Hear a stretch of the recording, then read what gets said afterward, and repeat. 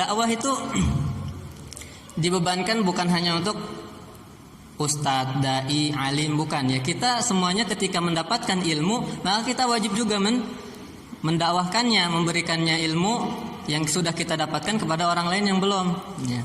Seperti Rasul bilang kan, balighu anni walau ayat, sampaikan aja walaupun satu ayat tidak apa-apa ya. Karena kita sudah tahu ilmunya, insya Allah kita bisa beritahu yang lain dan kita berusaha untuk sambil mengamalkan juga ya. Tidak harus kita belum bisa beramalnya ya, kita tahu ilmunya, kita belum bisa mengamalkannya, tapi kita kemudian takut mendakwakannya. Nggak perlu ya, nggak apa-apa kita dakwahkan, kita sambil berusaha mengamalkannya. Kalau semuanya seperti itu ya, gimana mau dakwah ya? Karena nggak semua bisa kita lakukan apa yang diperintahkan oleh Allah Subhanahu Wa Taala. Ada yang ahli sholat tapi zakatnya kurang ya. Ada yang ahli puasa tapi sholatnya nggak terlalu baik. Ada yang faham tentang agamanya ya, sholatnya, ibadahnya, tapi masih ikut riba misalkan ya. Jadi ada kadarnya seseorang itu, ada kelebihan, ada kekurangan.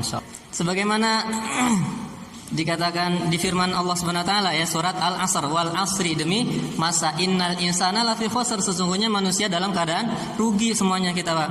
Tapi ada 4 hal yang membuat tidak rugi. Yang pertama, illal ladzina amanu, kecuali orang-orang yang beriman.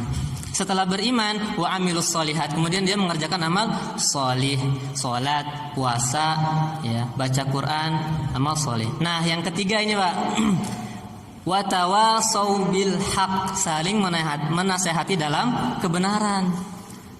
Ini sulit, Pak ya, jarang orang mau atau bisa ya, bahkan takut. Karena apalagi zaman sekarang kebenaran itu cenderung tersembunyi atau bahkan disembunyikan. Takut menyampaikan kebenaran, Pak ya, takut menyampaikan kebenaran, takut disebut radikal.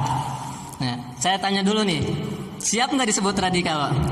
Wah, siap ya, insya Allah ya. Mau nggak mau kita disebut radikal itu nggak masalah, Pak, nggak ada masalah ya. Disebut teroris siap, Pak? Siap ya, insya Allah ya. Loh, iya harus siap, Pak. Jadi teroris itu sebenarnya nggak ada definisinya, Pak. Yang ada, nggak ada perang melawan teroris itu nggak ada aslinya, Pak. Yang ada orang kafir memerangi kaum muslimin dengan alasan memerangi terorisme. Itu yang ada, Pak. Seperti itu memerangi terorisme ya, perang melawan teroris itu sudah menjadi sebuah istilah. Ya, seperti perang salib.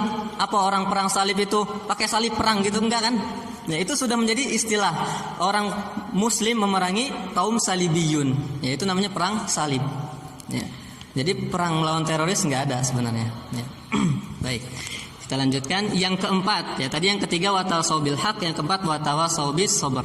Kita saling menasihati dalam kesabaran. Ketika sudah beriman, maka kita harus bersabar bersama orang-orang yang beriman. Karena sama saja, walaupun kita sudah beriman, sama-sama beriman, manusia itu ada saja konflik ya, ada saja gesekan. Kita harus bersabar bersama orang-orang yang beriman. Bersabar ketika yang kedua melaksanakan amal soleh, ibadah, kita sabar. Kemudian sabar ya tadi ketika dicela menyampaikan kebenaran, disebut radikal lah, teroris lah ya kan.